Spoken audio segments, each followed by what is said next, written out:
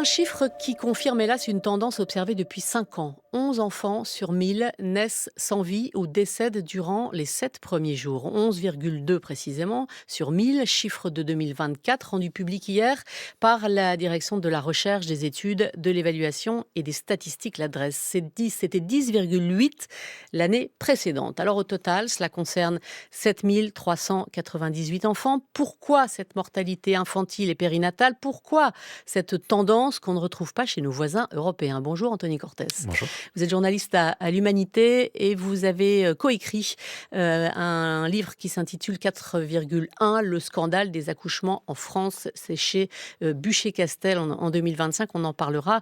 Cette mortalité périnatale augmente comme ça depuis 2021 et on a le sentiment en fait que personne ne comprend vraiment pourquoi. C'est vrai que c'est très difficile de comprendre les ressorts de cette augmentation. Ce que l'on sait d'abord, c'est que c'est multifactoriel. Alors quand on dit que c'est multifactoriel, ça veut dire que voilà, il y a beaucoup de facteurs, mais on ne connaît pas vraiment quels facteurs jouent particulièrement derrière cette hausse. Ce qu'on peut dire, d'abord, c'est qu'il faut distinguer 2 types de raisons. D'abord, il y a les raisons, individuelles, qu'elles soient, socio-économiques ou, de santé, avec des questions comme, la situation sociale, des mères, l'âge, des femmes, les antécédents, aussi la localisation parce que les inégalités territoriales jouent, également, et il y a par ailleurs des raisons plus structurelles, cette fois, avec un secteur de la prévention en France qui présente certaines difficultés. On sait qu'en France, voilà, on a ces centres de protection maternelle et infantile qui sont censés, accompagner les mères, pendant toute leur grossesse. Mais depuis quelques années, depuis 10 ans précisément, on suit moitié moins de femmes, par exemple, et puis il y a des difficultés qui touchent, plus largement les maternités, on en parlera peut-être, mais voilà, avec des difficultés, de recrutement, des difficultés aussi à rester ouvert parce qu'on a du mal à maintenir la triple permanence des soins. Bref, on voit des difficultés à tous les étages, d'où cette augmentation aujourd'hui. Si on reste sur les chiffres pour bien comprendre le phénomène, en tout cas ce qu'on en sait, vous dites des disparités régionales par exemple, on parle de quoi? Quand on parle de disparité régionale, par exemple, parlons d'abord de la prévention. C'est vrai que je parlais des centres de protection maternelle et infantile.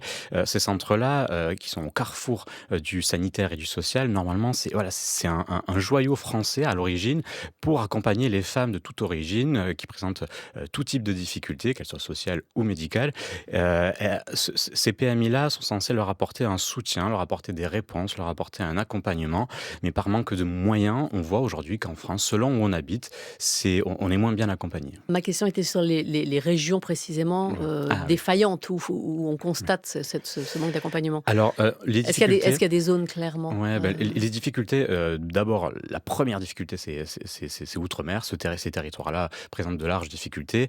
Ensuite, il y a les territoires ruraux et puis, les banlieues populaires. Donc en fait, on note, par exemple, des, entre guillemets, «mauvais élèves», c'est évidemment pas leur faute, mais des départements comme le Lot ou des départements comme la Seine-Saint-Denis qui présentent à la fois de très forts taux de mortalité infantile et périnatale, mais aussi de grandes, difficultés sociales. Donc tout cela se croise.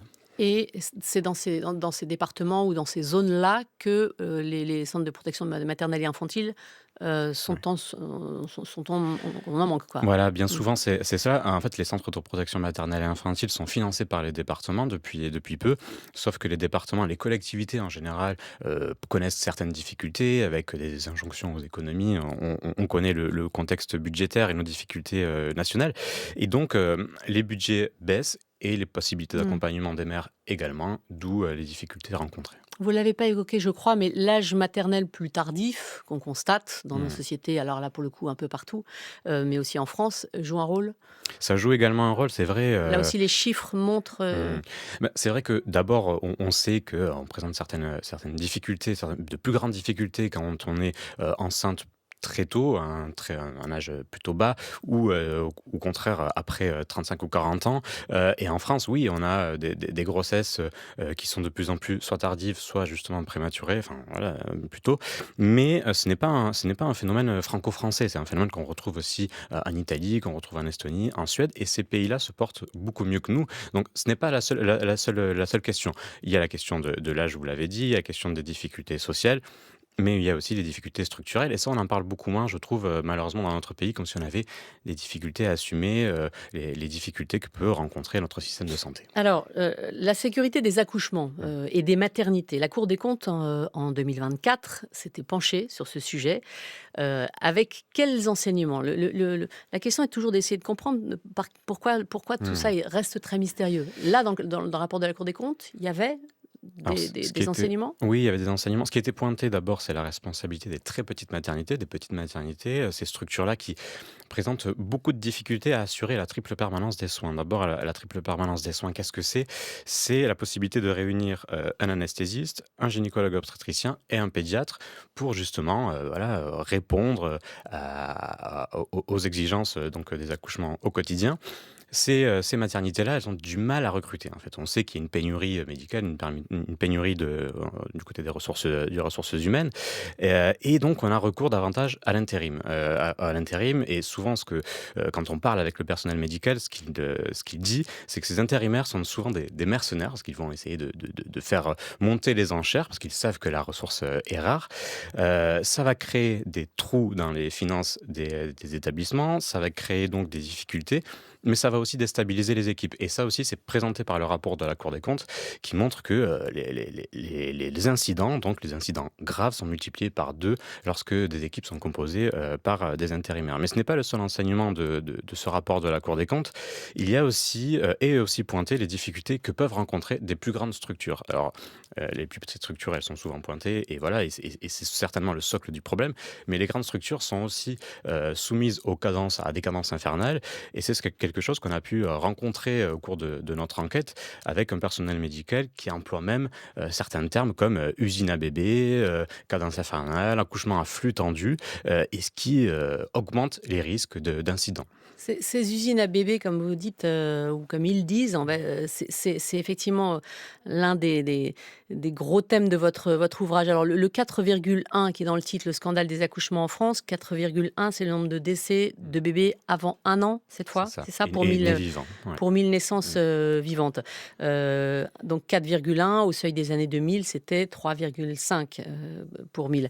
Heu, cette histoire de grands établissements de santé et de grandes maternités, vous l'avez constaté aussi? Oui, on l'a constaté sur le terrain parce que c'est vrai que, quand on s'intéressait, aux réponses qui pouvaient être apportées par la puissance publique, on voyait d'abord qu'étaient pointées, les responsabilités individuelles, les responsabilités des femmes et les responsabilités des petites maternités. Nous, on a voulu s'intéresser à tout le spectre, donc on parlait de la prévention et cetera. Mais sur la question des grandes structures, oui, on note, des maternités qui font parfois 5 000, 10 000 accouchements par an, qui ne sont pas forcément, mieux dotées, qui ont aussi des difficultés à assurer la triple permanence des soins et bien souvent, ces structures, elles reposent sur la bonne volonté des sages-femmes qui d'ailleurs ne sont pas reconnues, la preuve, elles ne comptent pas dans la triple permanence des soins. On devrait parler aujourd'hui de quadruple permanence des soins d'ailleurs et c'est une revendication, des sages-femmes et on voit que se joue une forme d'autogestion et d'improvisation au quotidien pour essayer d'assurer les soins. Alors on a constaté sur le terrain un véritable héroïsme du personnel de santé, vraiment, mais malgré tout, on sent que tout cela est très fragile et que l'équilibre, voilà, peut être perdu à tout moment. Ça veut dire qu'il y a une erreur d'analyse ou en tout cas de politique publique dans l'idée de fermer les petites maternités, ce qu'on a beaucoup constaté ces dernières années, Mmh. faute de plateaux techniques suffisants, Ouais. ou faute de personnel. C'était une mauvaise piste pour vous? Bah, disons que ça a été fait, peut-être de la mauvaise façon. Ça a été fait sans planification parce que, si on élargit un petit peu la focale, il faut remonter aux années 70. Dans les années 70, Marie-Madeleine Dienesch, qui est à l'époque secrétaire d'État à la santé publique, décide de lancer un grand plan de fermeture des petites maternités, justement parce qu'elles ne présentent pas toutes, les garanties en termes de sécurité et c'était une bonne décision, vraiment. D'ailleurs, on le voit dans les chiffres parce qu'en 1972, on est à 18 pour 1000 en termes de taux de mortalité infantile et en 1998, on tombe à 4,8 pour 1000, donc c'est très bien. Il fallait le faire. Le problème, c'est juste après, c'est-à-dire qu'à partir de la fin des années 90, on décide d'accentuer cette marche-là, on décide de continuer à fermer les petites maternités, toujours avec cette même logique, mais sans veiller à l'équilibre territorial, sans veiller au maillage territorial. Et donc, on a créé des déserts et donc davantage de risques, au point que aujourd'hui, on est à près de 716 000 femmes en âge de procréer qui habitent à plus de 45 minutes d'une maternité, alors qu'en 1997, on était à seulement 290 000. Et tout cela a accru les risques. Si on remonte un peu plus dans le temps encore, ce qu'on constate, c'est que cette mortalité, elle n'a cessé de baisser, en gros, durant tout le XXe Mmh. siècle, y compris, donc à partir de 1900 et y compris, jusqu'aux années 50 et cette première moitié du siècle, c'est pas clairement les progrès, phénoménaux de la médecine. Mmh. Est-ce qu'on identifie, pourquoi alors on partait de très loin, hein, Ouais. mais les progrès effectués dans cette période-là, on les a compris? On les a compris, c'est toujours difficile d'avoir du recul parce que même si ça nous paraît être une période très large, ça reste pas grand-chose à l'échelle de l'humanité. Mais il y a, la fermeture des maternités qui présentent, certains risques, il y a donc, les progrès de la médecine, on l'a dit. Il y a, aussi, voilà, notre système, notre système social, notre système, d'accompagnement aussi, qui a fait, longtemps, des progrès. La prévention aussi qui a été un de nos piliers. Et justement, ce qui explique notre dégradation, c'est, les raisons de notre réussite passée. C'est-à-dire qu'en fait, tout ce qui faisait notre réussite, c'est-à-dire un maillage territorial, une prévention, une attention, Mmh. à tous les phénomènes, à tous les cas, qu'on peut rencontrer, tout cela se délite et donc, on laisse des femmes de côté Et aujourd'hui. pourtant, on accouchait encore beaucoup à domicile, par Oui, c'est vrai. exemple. Oui, oui. C'est une période, enfin, qui devrait pas être comparable, Ouais. à aujourd'hui. Alors la période, elle est pas du tout comparable et Les même les et même chiffres, et les même dans valeurs les sont taux, au-dessus, bien voilà, entendu, mais exactement. Mais ce qu'on peut craindre, c'est un retour en arrière. C'est vrai mmh, qu'on voit, malheureusement de plus en plus d'accouchements, à domicile, d'accouchements aussi sur on les bords de quantifie route. ça? On a une Non, idée non, de malheureusement, c'est pas quantifié, c'est très difficilement quantifiable. Alors on a essayé et de ça l'avoir, occasionne beaucoup d'accidents? ça occasionne Ou des pas accidents. nécessairement? Parce qu'après Alors, tout, ouais, en fait, ça occasionne des accidents et d'ailleurs, on a noté sur le terrain que des sages-femmes et des pompiers aussi se formaient de plus en plus pour limiter les accidents. Donc, là encore, grâce au dévouement, grâce au courage des engagés, on a de moins en moins d'accidents, mais on est sur un équilibre instable. alors, il y a une idée, une demande qui est forte depuis quelque temps de créer un registre national des naissances. Catherine Vautrin, la ministre de la Santé, l'année dernière, avait annoncé qu'elle le créait. Il en est où? Et en quoi ça consiste, en fait? Alors, un registre de naissance, d'abord, c'est une forme comment dire, de grand document où des données vont s'entremêler pour essayer de comprendre pourquoi on meurt aujourd'hui, à quel âge, ou dans quel type de structure. Essayer de comprendre les raisons. Enfin, c'est se doter d'un thermomètre. On Et n'a pas ça. on Ça n'a pas n'existe ça, pas. On n'a on pas n'a pas de ça. photographie de ça. On n'a pas de photographie de tout ça, au contraire. Et en fait, on a seulement une étude périnatale, tous les 5 ans, et encore quand les budgets le permettent. Et c'est vrai que c'est pas si régulier, mais c'est seulement une photographie sur un échantillon, alors que le registre de naissance permettrait d'avoir une photographie instantanée de tout ce qui peut se passer en France. Et quand on s'intéresse, à nos voisins européens, eux l'ont, et ça explique aussi en partie, les bons résultats qu'ils peuvent avoir, parce que ça permet de connaître actuellement, enfin, la situation en temps réel et d'orienter la politique publique. Et c'était une demande, du personnel de santé, des différents syndicats, des différents engagés et même des élus, de tous bords d'ailleurs. Mais oui, ça a été annoncé par Catherine Vautrin, ça devait être mis en place en janvier 2026 et aujourd'hui, toujours rien, toujours rien. Donc voilà, c'est une demande, qui continue à être urgente, mais on l'attend toujours. Merci Anthony Cortez. Merci à vous. 4,1, le scandale des accouchements en France, c'est votre livre chez Bûcher-Chastel. La France qui est donc 21e aujourd'hui sur 27 pays européens. 7h30 sur France Culture.